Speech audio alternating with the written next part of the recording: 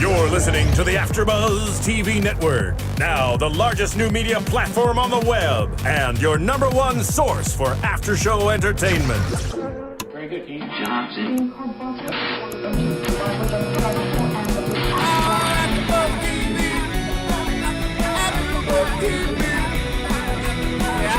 Maria Menounos and Bing.com present live from the Kari Feinstein Oscar Style Lounge at the world-famous Mondrian Hotel on Sunset Boulevard in Los Angeles, California, and streaming live thanks to Akamai Technologies. This is AFTERBUZZ TV's Movie Edition.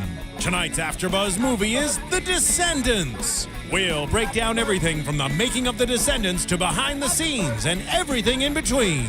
And now, another post-game wrap-up show for your favorite movie. It's AFTERBUZZ TV's The Descendants. We're live. Welcome, ladies and gentlemen, to AFTERBUZZ TV for The Descendants, coming to you live from the Oscars Gifting Suites here in the Mondrian Hotel, Sunset Boulevard, Los Angeles. We're here for the Oscars. We're here to talk about The Descendants, and we have an all-star cast with you today.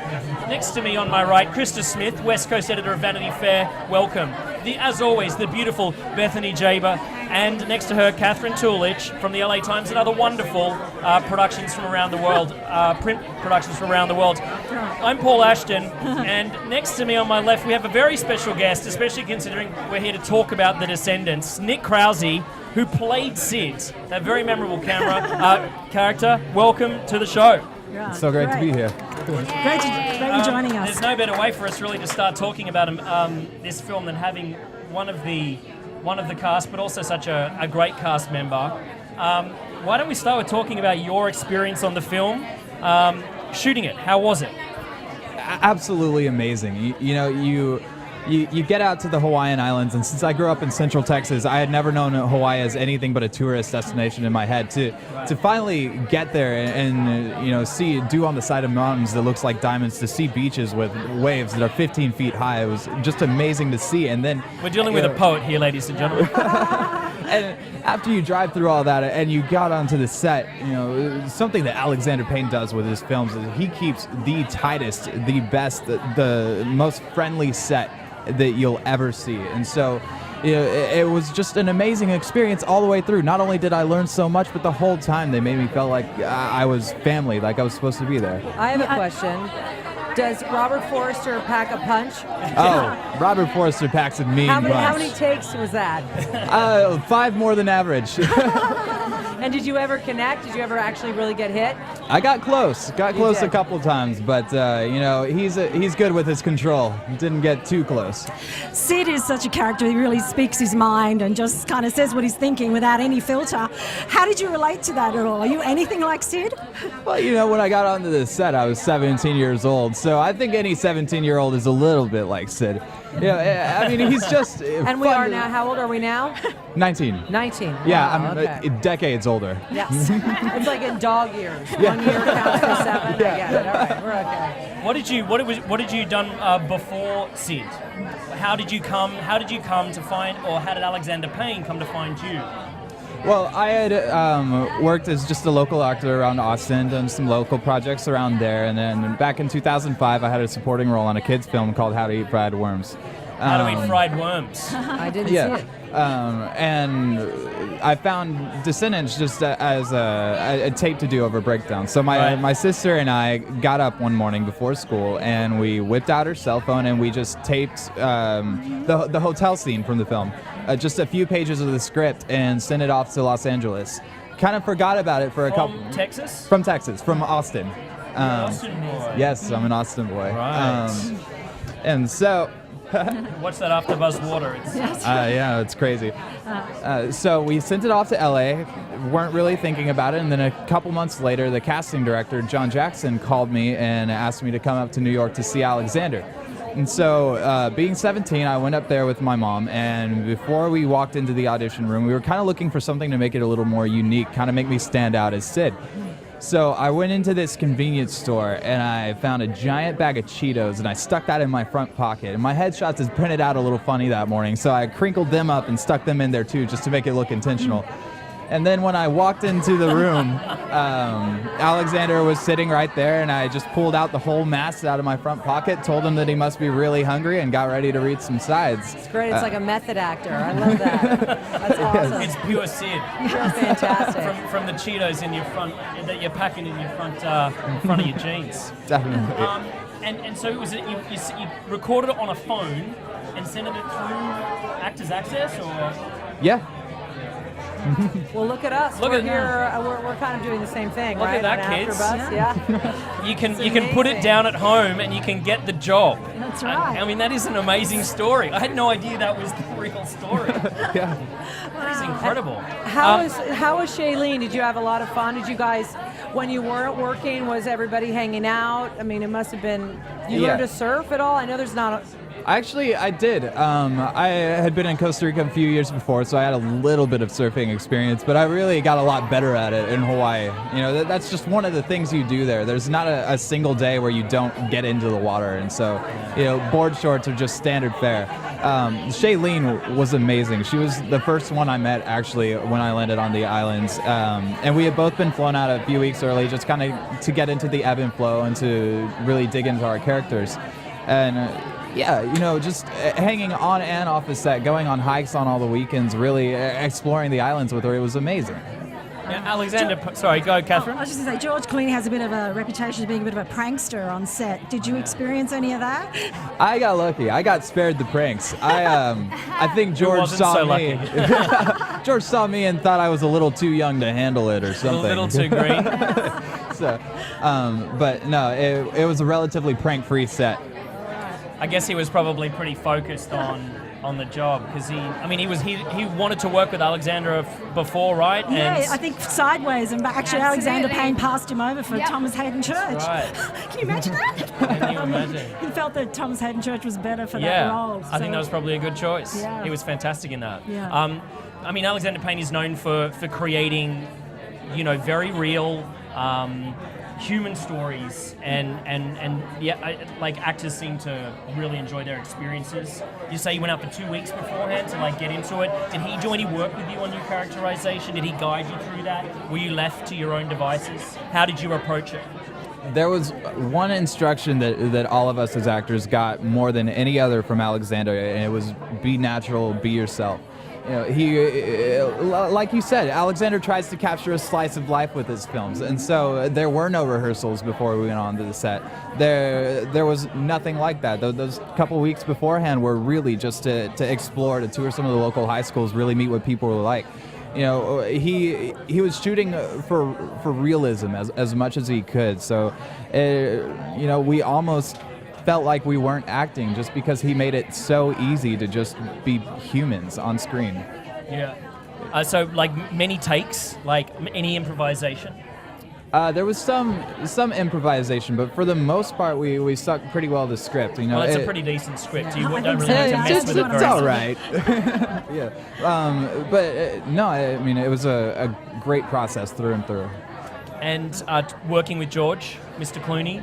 Amazing. You know, George Clooney is George Clooney because only he can be where he is. He really, not only does he have this great sense of levity and just fun. When he walks onto the set, everyone starts smiling, and when he opens his mouth, everyone starts laughing because he's just a funny guy.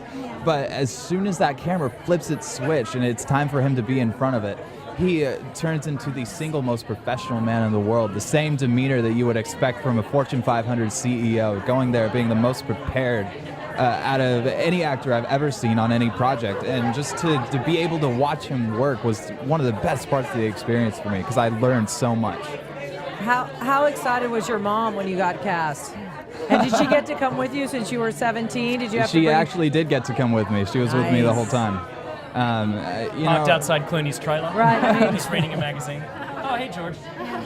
You know, my mom and the rest of my family, too, were so excited, and they've been so supportive of me this whole way. It's really been awesome. One of my favorite scenes in the movie is when Sid reveals his secret, that he has suffered a loss as well. Because for the good part of the first act, we're like, why is he here? Why would she hang out with them? How did you do anything in particular to prepare for that scene?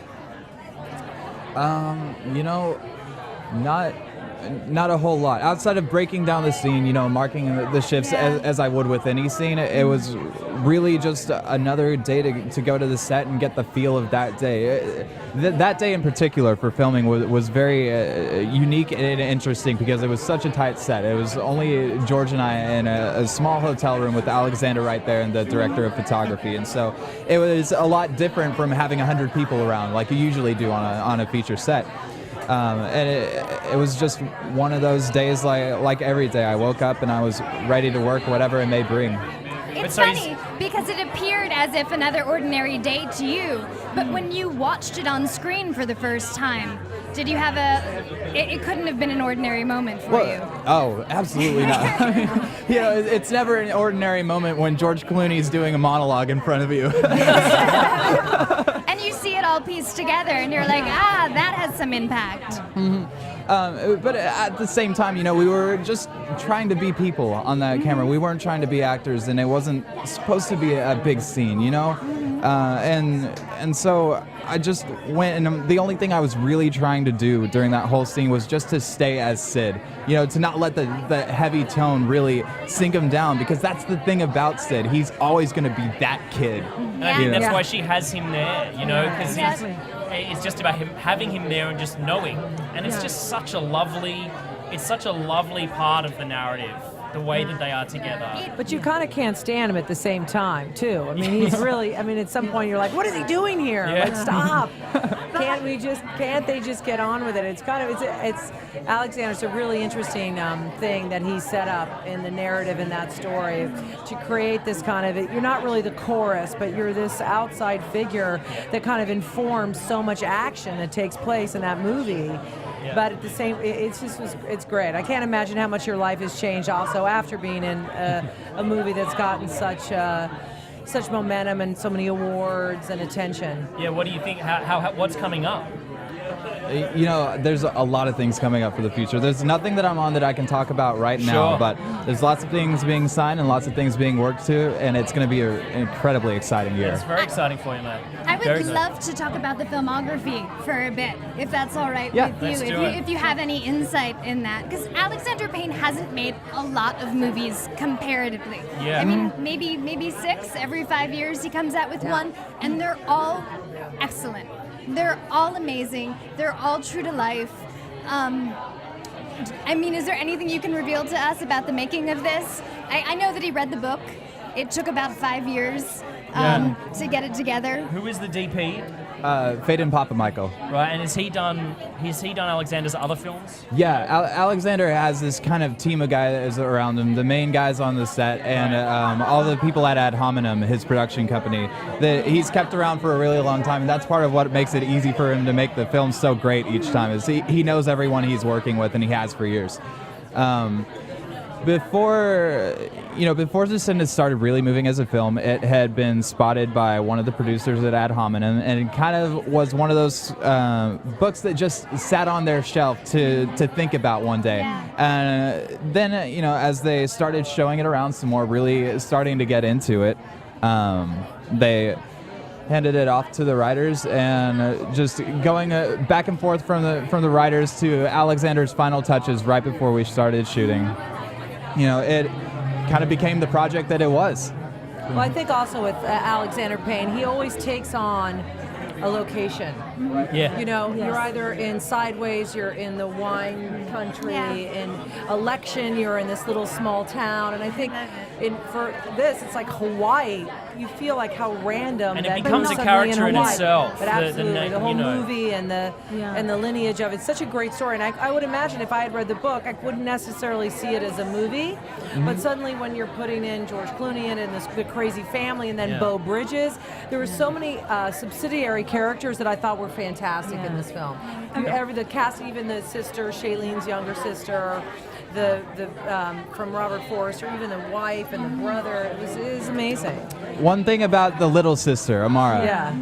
She had never been on any set ever in her life. She Was a thought local that hire, feature right? films were Yeah. made of teams of 4 people, including the actors. And yeah, she wasn't local hire. She was from up in Monterey, but she was really? a friend of someone who knew a guy who knew Alexander, and it just. One thing about Alexander's casting is he'll look through anything. You know, you can see from the tape that he cast me on, just on Actors Access, he and John Jackson really pour through all possible sources, and I think it's part of what makes his films so good, because he really catches unique personalities doing that. Guys, what were you going to say? I was just going to say about the Hawaii thing, but what I loved about the depiction of Hawaii in this film is that so many times we have seen the obvious depiction of the glamorous Hawaii, or it's often used as sets. The tourist vacation. Yes, but I think what I loved about this, we sort of actually saw Hawaii as a place where people live, what it's like. I mean, that's what I thought was so extraordinary, that we really sort of got into the underbelly of what Hawaii is like. And did you experience that sort of side of Hawaii as well, not just kind of the touristy part of it? Absolutely. You know, you only have to take a 20-minute drive to the North Shore of Oahu to really get away from the tourist mecca that is Waikiki. You know, and we got a lot of time on the weekends to really explore the islands, and we're almost encouraged to do so, just because there's such a wealth of culture there and natural beauty everywhere. There's so much to Hawaii that I had never even thought of before I got over there. And you know, to not only see it, but to be completely immersed in it. You know, having my only job to pretend to be a Hawaiian was amazing, because you just learn so much about it. It's almost like a completely different country, and it's beautiful. There were elements of the way that he represented the island to me that reminded me of a Terrence Malick film, where you know, not as quite as poetically heavy-handed, but a lot of shots of just the natural world of Hawaii. Well, it's like you said, it was a fifth character almost in the film. I mean, and also because you're dealing with the land and all that. What I kind of was so interesting to me in this, one of the tidbits that no one really talks about is kind of, one, George Clooney got to play a father, which we don't really ever get to see, and it was very female based. It was about and the land, whether that's a woman kind of aspect as well, but just Mother Nature and all that. But his wife is in a coma, his daughter's trying to cope with this. And that's why I think he's gotten so many accolades for it, is because we love kind of seeing George play that character, really be, you know, suffering as a father, as a husband, as someone that's been cheated on. He has to deal with all that stuff. But I think one thing I like that Alexander Payne said, that why he felt George was so good for this role, even though as affable and as gorgeous and friendly as George is, there is something a little bit removed a little bit sometimes emotionally with George, and I think he said that he wanted to see a man like that get emotional, and I think that's what makes it such a beautiful characterization. I think that's why George is so perfect for this role. And it's about a family I really feel like that whole stuff with nature and the narrative of this fractured family coming back together, eventually coming back to the land by not selling it up for money. Like there's a sort of a Shakespearean natural order of things that are resurrected by the end, as all the characters come together and acknowledge each other as family humans, don't sell out. You know what I mean? And I felt like that, like spattering the film with those images of knowing where we were and that real fabric of what was at stake, as on a metaphoric level and a literal level. You know? Sorry, so many times films are about families falling apart. It's so nice to have a film about a family that comes together, and that last shot when they're all on the couch after learning the history of them. That's my favorite. I could watch it for hours. Yes. Literally, I could just put it on when they come together and they just sit in silence. Yeah. It's But it says so much. Yeah, it became profoundly existential. It became a profoundly existential film for me as well. Like having someone who is on the brink of death for the entire film, who is like who is the inciting incident of the story. Now, just to take a side note, and not to detract, because we'll go back. Let's go. Would you get a SAG card for that? Because you are part of the plot, right? But you don't have any lines. I mean, what happens there? If you're on that set and it's a SAG set, you would have to be Taft-Hartley'd. You'd have to be if you were not Taft-Hartley'd. already union. Yeah. I expect you would. Okay. If they take the time to do that for a non-union actor, I'd be very surprised. They did that for me. Well, no, but you're like, of course they would for you. I mean, I'm talking about just someone who's lying dead. But then I was going to correct that. Of course they absolutely would for a lead. But Alexander is so particular about his casting. I'm pretty sure that he probably spent lots of time finding the exact right look for who that wife was. Yeah, I bet. She had to. There was something in her that represented like a beautiful youth, but also like a little bit of something that's on the edge of being broken. And the actress that did that role also worked really hard for it. She lost 20 pounds over the course of filming, so they would look more accurate medically. And she would come to set every morning, just 4 or 5 in the morning, and she would go lay down in that bed after having stayed up all night, take a melatonin, and tell us not even to wake her up for lunch, and just fall into this deep meditative state. And you know, it takes a lot to be able to stay like that while George Clooney is yelling at you and throwing stuffed animals around the room, you know. And so she actually got a better card at the end of it. Her name was put up front because we all thought that she did such a good job. Wow, that's pretty cool. And I've got to say that one moment where George gives us that single tear down that to me that is the finest 45 seconds I've ever seen from him on screen. Like in terms of just where he went, how much I believed it. Which brings up, what role does forgiveness play in this film? Massive one. Yeah, but for each individual character, it's so resolute in watching it because they all find a way to forgive. Do you feel that? Yeah, or at least to. I don't think the dad does. I mean, I think there's George? not the Robert Forster. Oh, Yeah, I think that's kind of an interesting thing if you look at it for age. Yeah. Like in his age and his generation, I think it's very hard for him. It's just like too much, and the circumstances that he's dealing with, I'd agree with that. with dementia or Alzheimer's. You're not quite sure what the mother, his wife has. But absolutely forgiveness. I mean, that's the irony of this film, and so many of the films this year, you think that they're quite depressing, and then you look at this, and it is very depressing. I mean, you're dealing with a dysfunctional, a broken family, and then a broken exterior family from the cousins and the brothers that have lost money, that need the money. It just is trickled out. But at the end, I felt it was incredibly uplifting, because you see that, okay, they're going to go another round, they're going to give it another try, whether or not they're successful, who knows? But it is that journey of life, and that through death, you know, and through change, there are new opportunities to redefine yourself, and that final moment where they put her ashes in the sea, I was a mess. Like I have rarely been in a film because I'm very, very tough and rugged. Aussie men cry then, huh? That's what we know, right? This one did then, but it was on a human level. It made you like can't face death, the reality of death, on such a wide level, because everyone's got a dad or a mum, or you know, or we're all headed there one way or another, and it just did it so. Like what I love about his filmmaking is how he stands back from it and paints that reality and allows the extremes, the normal people in extra normal circumstances, to just be there.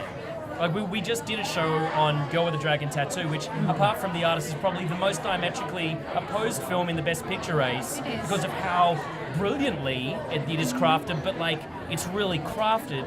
And of course this is crafted too, but in a way where rather than getting right in there and getting into the dark underbelly of it, like Payne stands back and observes. Like he's the ultimate observer in like just down to the family, the details of that family gathering.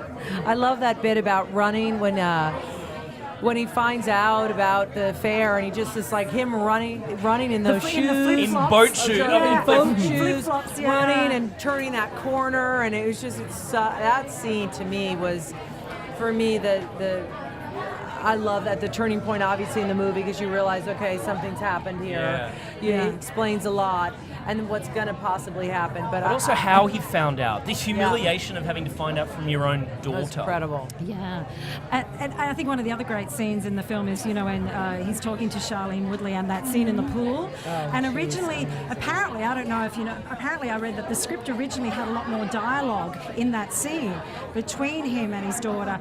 And then he kind of just trimmed it and got to a point where it was just all expressed in her going under the water, and it just said it all. You didn't need any more dialogue, and I thought that was just one of the most incredible scenes in the film. Is that true? Do you know about, was there more dialogue?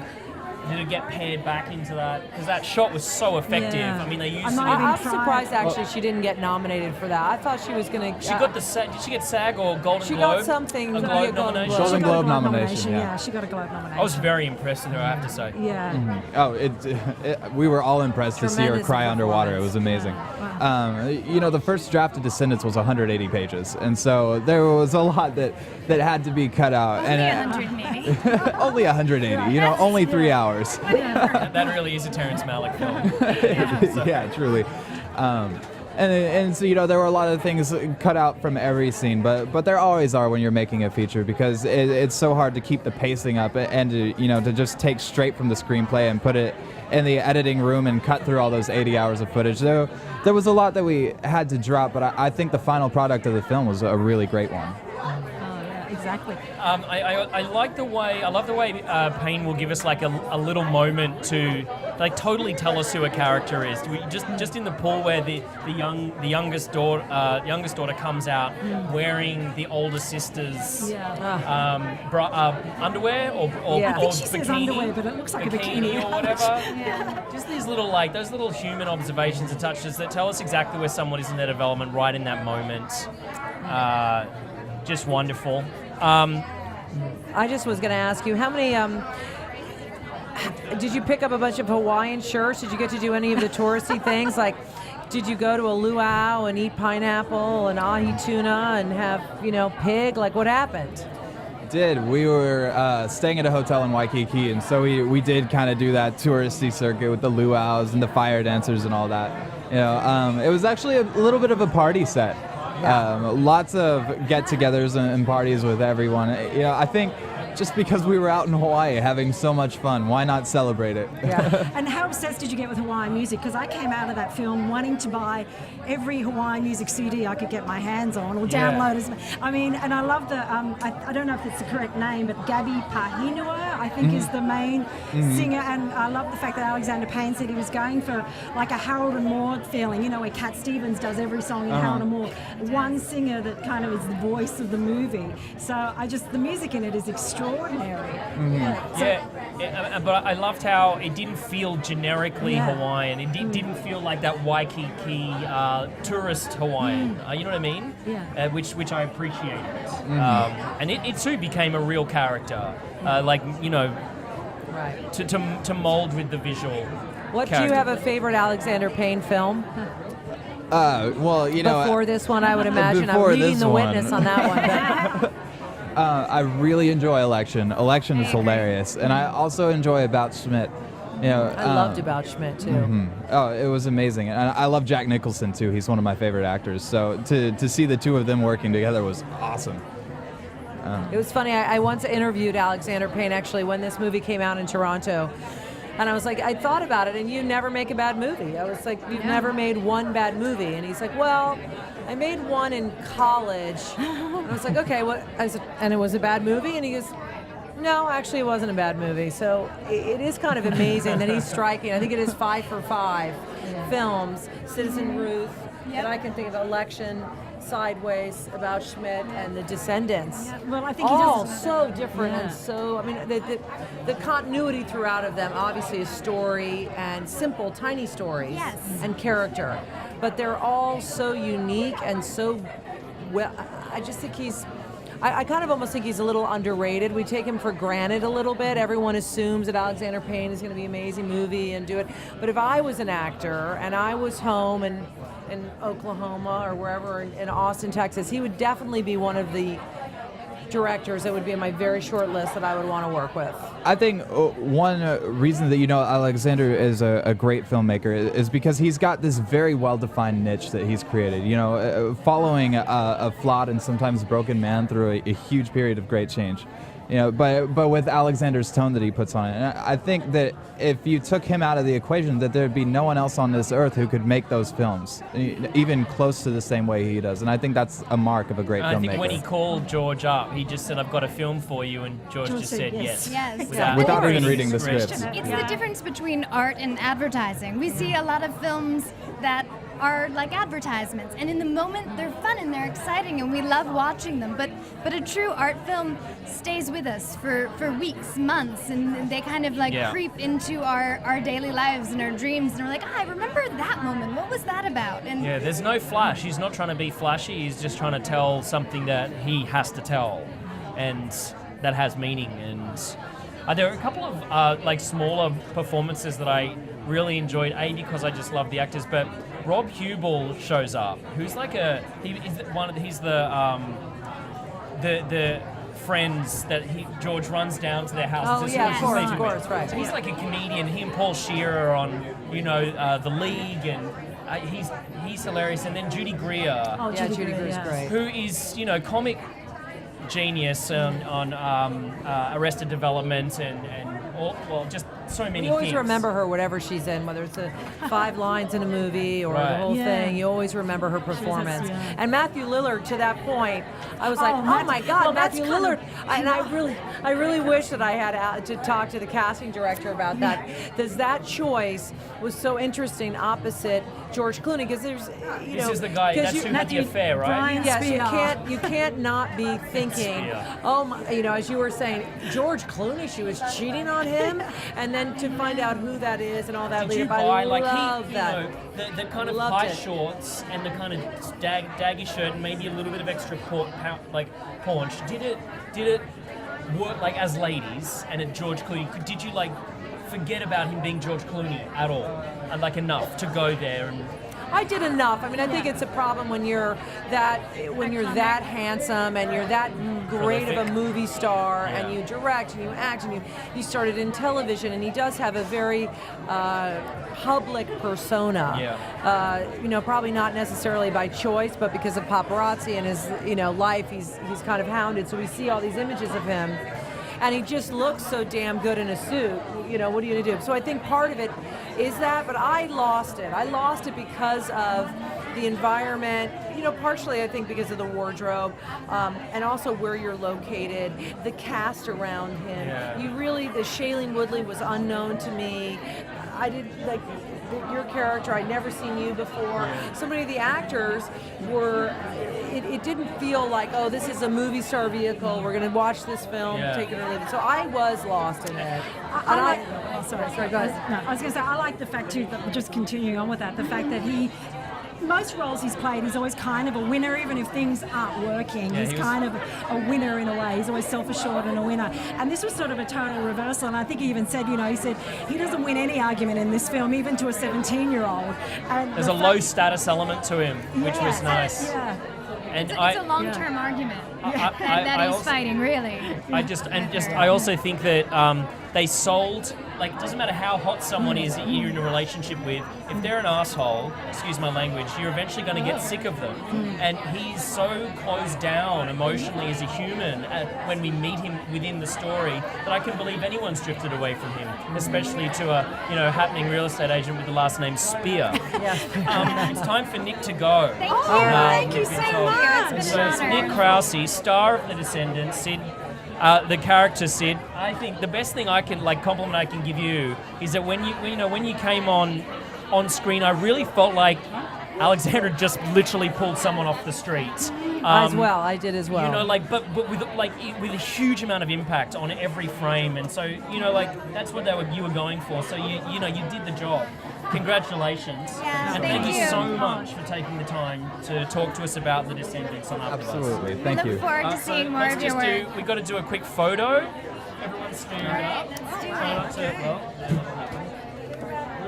Sandbags may.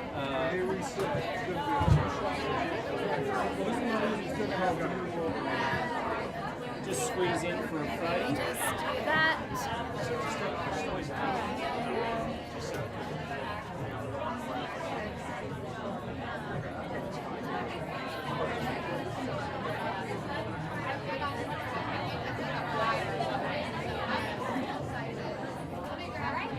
Thank you.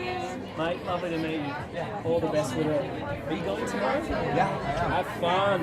He's going to the Oscars tomorrow. Yeah, enjoy. Sunday, not yet. If you need to step up. Yeah, all right.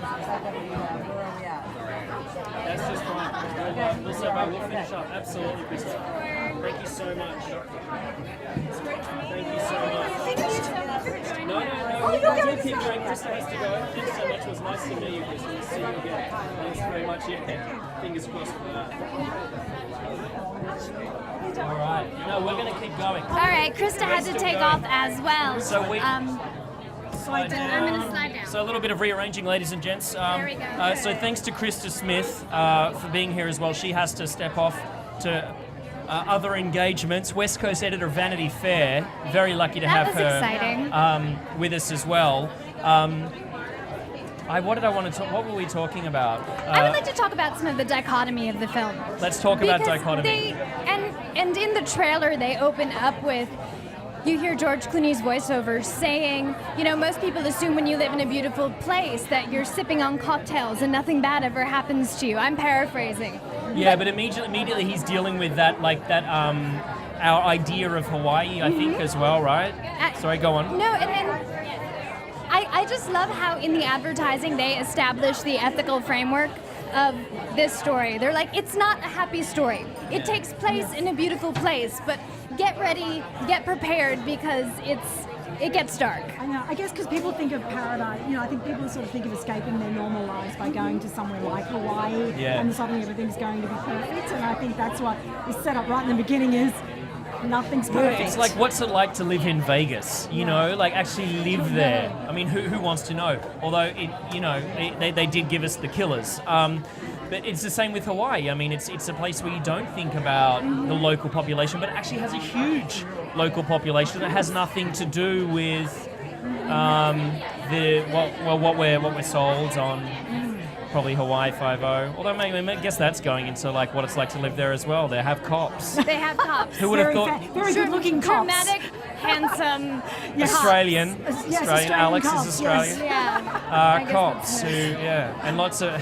But I like another element in this film. I think the whole fact that it's called The Descendants is it does bring in that whole history of Hawaii at another level, and the fact that, you know, that we had an indigenous population that was here before sort of white man came and started buying up the land, and the fact that that's what that represents, this sort of the fact that, you know, these people now that still have this incredible history, and apparently Hawaiians, it is still very important to them, this history, and they can usually cite generations back of their history.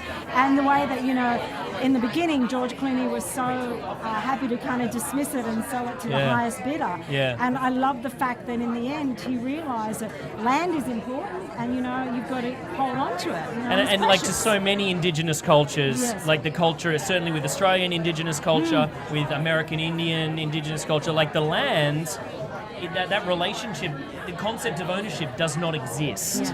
You have it is like where you get life from, and there's no sense of anyone owning it. That's very much a Western white man's way of looking at it.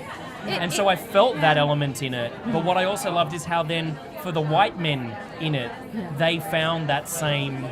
Like they came to respect that, and he found a kind of a... Most of them did. Most of them, but well, not the rest of the family who were pissed off at him. Richards was a little annoyed. No, but the deliverance through it, you know. Regarding Beau Bridges, I did appreciate his take on that. I mean, he did not erupt in anger in hearing the news. He took it in a very calm manner. There was, you know, I was waiting for like a fight scene. Yeah. Do you think Payne was saying something about like for want of a better term, the notion of like a trust fund baby? You know, like these people that have just been handed something without really working for it, just managing it, and how that, you know, can distort your relationship to its value. Yes. You know? Well, just as an aside, apparently that part of the story in the book is related to a real incident, and there was a big sale of land. They got $860 million, and it went to 20 heirs, but they actually sold it. So it was nice that this was actually not the end of that story. So, right, in real life, they did sell it and cut it up for money. Cut it up 20 years, yeah. Wow, my goodness. Did you read the book, Katherine? No, I didn't read the book, but I just was reading some interpretations of it. Yeah. The writer of the book actually has a cameo in this film, and she plays George Clooney's secretary. Right. Which I just think is fabulous. Yeah. Sometimes they just get tossed to the side, but I like the inclusion. What about it in relation to the Oscars? We're here, there on Sunday. It's been nominated for Best Adapted Screenplay, Best Picture, Best Actor for George Clooney. Are there some art and Shailene didn't get nominated, No. Unfortunately, which I think is a shame because she was really good. But there was a lot of good supporting roles this year, so they've probably got a very competition. good chance at winning Best Adapted I Screenplay. think that's probably their best shot, actually. Yeah. I think Now, the writing's so beautiful in this. Yeah. And really, Jean Dujardin has really come ahead as a front runner in the I think actors. he's the front runner now. I think George was, when everyone saw George do this extraordinary role, and I think it's the role of a And lifetime. he won it for the He got the Globes. Golden Globe, yeah. But they were split because Jean got Best Comedy and he got Best Director. So the Golden Globes can split the vote, which is nice. At least they can give it. But when you've got two competing like that, unfortunately, as you're saying, Of course, that happened in the like we were talking about the women's category this year being about as strong as I can remember for any of the men off. And Tilda Swinton's had to miss out. And that's like incredible. But George, it's a great performance and. Yeah, I think it probably will. The artist has a lot of momentum right now. I'm really hoping that they open up the comedy field a little more. I know I've said this on previous podcasts, but it has happened with Bridesmaids. yes, at least Melissa McCarthy's in there. Right? Comedies are so incredibly challenging. There is a musicality to the writing and the language and the way it's cut and edited, and sometimes I feel like it can be harder than drama. It not necessarily is, No. but I feel like we disregard it. We're like, oh, that was funny. That made us laugh. What's next? Well, and Jonah Hill got nominated for Best Supporting for Moneyball, which isn't a comedy, but he plays some light humour. I don't know how he got that nomination. That is just incredible to me. That he got a nomination. Yeah, Tell us how I think you he did a really solid feel, job. Paul. I think he did a solid job, but I don't know that did. it's worthy of an Academy. Yeah. I love that guy. Don't get me wrong. He's brilliant. But is. anyway, Melissa McCarthy, however, I want her to win. Genius. Probably a long shot. I think definitely a long Octavia is shot. again's the front runner on that. Yes, Octavia. Spencer. Yes, there's no way that anyone's going to take her out. Exactly. But anyway, fingers crossed for them on the writing front. What else is nominated in that category? I think is he up against Ides of March? He is. He's up against George because Ides of March is an adapted screenplay as Yes. well. So he's actually competing with George in that category. I think George will happily give it to him. I think he would. Of Alexander Payne's films, is this your favourite, ladies? Of the ones that you've seen, have you seen the full gamut? I've seen, I always had a sentimental favourite for Sideways because I just love that film. Yeah. But I do think The Descendants was one of the most perfect films this year. I really Yeah. do in every way. Yeah. The first time I saw The Descendants, I just walked out going, this is just such a complete film on so many I agree levels. with you. So Yeah, I it really It felt touched was me. beautiful. I was really surprised. I saw it on my own, which is always, I love seeing films on my own because you don't feel bound by what anyone else thinks or trying to, who really cares, I suppose. But sometimes, it's like if you love something and someone else hated it, it makes you feel whatever or vice versa. It was just so, I don't know. It made me think about my parents and it made me, I don't know. It's a reflective film. Yeah. It absolutely is 100% reflective, and it forces you to think about your life, which, a lot of people don't necessarily love to do, but that's what's so, what's funny with Alexander Payne is I feel that, and this might be a bit of a sidebar, when I went to go get my marriage certificate, there was a sign. And it was a bright yellow sign, and it said, marriage, birth, and death line. And it was really a line that you got in for all the same. those three things. And this really brought them all together, this film. But I feel that way about his movies. The simplicity is marriage, birth, and death. And it's not like, where's the golden box bomb? No. It's like, And then where that has actually my happens. heart been hiding? And in the search, like, I love how he takes his daughters and they go on this search for this, what's his name, Spear? Brian Spear. Brian Spear, the real estate guy. I love that that his name is Spear. Yeah. Because that's exactly what he's done to Yeah, that family. that's He right. has ripped it apart. But then the confrontation when they're there, it's then that wonderful moment when they're in the kitchen and they realize and just how like there's no big hoo-ha. It's just like Just is. Brian is completely compromised. They're all completely compromised, and it's just so human. It's so real. Do you think in that scene though, you know, when Matt King, George's character, goes to tell him, is it actually an act of kindness to basically say you can say goodbye to your lover, or is he doing it out of more kind of selfish motivation? I think it starts in one place and ends in another.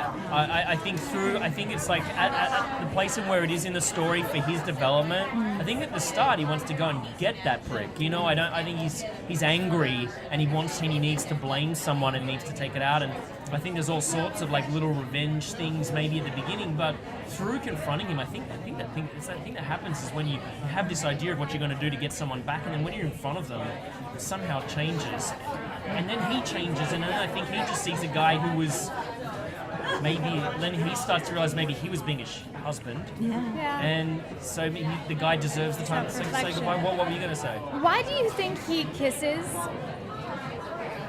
Matthew Lillard's wife? Or his character? It's like do you you- had what do you mine. think It's that's like you about? had mine. I'm going to take yours. That's what I was thinking. That's That's what where it men becomes do. kind of a selfish thing. It's then, possessive. Yes, that's what I felt too. Because that's when I started realizing, well, maybe he didn't go and find Brian just to tell him that, you know, my wife is about to leave the planet. You better go and say goodbye. Yeah. But yeah, I felt in that moment it was like, I'm going to kind of get you a little bit. Yeah. I'm going to get you. I mean, a little I bit. don't know. Do you recall that film from? It's from maybe 4 or 5 years ago. It's called "We Used to Live Here" or something. It's got Mark Ruffalo, Naomi Watts, Ben Harper's ex-wife, who's on Enlightened. I know what you're talking about. Anyway, it's a film about two couples. One of within it, there's an affair happening, and then the other couple, like because they fall in love and they live next, and the other couple end up getting together as well. But there's this real sense of revenge and doing it because they were doing it, even though they really don't. And I felt like when there's this element of Judy's there, and he goes, "Well, he had mine, so I'm going to take his." And he kisses her. I know. And then it, of course, though, incites the confrontation within their relationship. And when Judy comes to the hospital, and that is just Judy Greer, like, it's just like, it's a really it great gets scene. comical at the very end of it. Yeah. Because you're like, oh wow, this is so beautiful. She's forgiving you, and then she like loses her mind. She's like, no. And then you're like, this is hysterical and true and fabulous. But I did appreciate that. I felt like Judy Greer really played the realism of it. Like she has such high comedy that she can go to in her repertoire. I felt like it was the circumstance and the way that it was directed that like provided that comedy. I felt like she stayed within the world appropriately. I agree. And I loved seeing her there. Yeah, and that was kind of expected too. I love that part because I didn't expect her to turn Turn up. up, no. I really did not expect that to happen. Why do you think she does turn up? I think she wants to see what she looks like. I think she's curious. You always want to. She wants to know what she looks like. I think she needs to. Sometimes when things are made tangible to us, it's easy, and to put a face to things, it's easier to heal. But I think she wants to know. I also think she had fantasies of a confrontation or some kind of like, I'll say this to her even if she's in a coma, and she said some stuff, but then when you do it, it's pathetic. Yeah. But that's the same as maybe with George being in front of, Brian Spear. You get there and then it's like, And you're like, well, now we're just a couple of guys. Yeah, you're with my wife. I was an asshole, but you might want to say bye. She's about to die. It was so beautifully intertwined in this script that when George Clooney does arrive at that cottage, that what is also in question is, whose house is this? Like whose Like, whose territory are we really on? And what kind of man is he? And like, because the being cuckolded, you know, like that. And that whole classic kind of Shakespearean position where your like manhood is undercut. And he sees these posters. I mean, they're just real estate advertisements all around, but all around the town. But it gives him this sense of who was this, like Brian Spear. And he's just like a guy who sells houses, and he's the one with money. He's the well-known one. Exactly, and I love that genius that we spoke about before of casting Matthew Lillard in that role, because Matthew said he didn't think he had a chance getting this, because he said when he auditioned for that particular role, apparently it was filled with beautiful-looking Californian gorgeous men, and he thought, well, if you're going to be taking the wife of the George Clooney character, obviously you're going to cast someone who's gorgeous. And I love the fact that no, he wasn't. Because what that need, and I'm taking a guess here, that his wife had was not maintained in looks. It was maintained in attention. It was attention that the need that wasn't being fulfilled. Yeah. So if that can be fulfilled by somebody who's maybe not handsome, that's okay, because that's what she desires. What she needed. And at the beginning, where the guy who drove the boat comes up to him in the bar. Oh. Now that guy's like he's a real surfer or something. Alexander Payne is often cast locals. It's Right. just a thing. So I'm going to take a stretch and assume that yes, But he I think is. he's actually also like someone. Like a professional surfer. Someone I was speaking to maybe said that was some well-known person, surfer or something. We'll have to look that up and check that Well, out. even just that first scene where it's that close-up on the wife when she's jet skiing or something. Yeah. That's even just like the way you're just kind of right in there, aren't you? I love that moment. I Yeah. love that sort of cold open like that to set it up. Yeah. Right. Well, so we think Alexander might win. I don't think we're going to start wrapping it up here, guys. Phil, friends, we're going to wrap it up. It's rolling now. Bethany, Katherine, so nice to see you ladies again. Good to see you. Thank you everyone out there for joining us on AFTERBUZZ TV, live from the Oscars Gifting Suites, Mondrian Hotel, Sunset Blvd. Thanks to Krista Smith and Nick Krause from the film itself who joined us today. We were very fortunate to have them with us. Yes. Keep watching, keep podcasting, and we'll see you next time. Ciao. From Bing.com, executive producers Maria Menounos, Kevin Undergaro, Phil Svitek, and the entire AFTERBUZZ TV staff, we would like to thank you for listening to the AFTERBUZZ TV network. To watch or listen to other after shows and post comments or questions, be sure to visit AFTERBUZZTV.com. I'm Sir Richard Wentworth, and this has been a presentation of AFTERBUZZ TV. The views expressed herein are those of the hosts only and do not necessarily reflect the views of AFTERBUZZ TV or its owners or principals.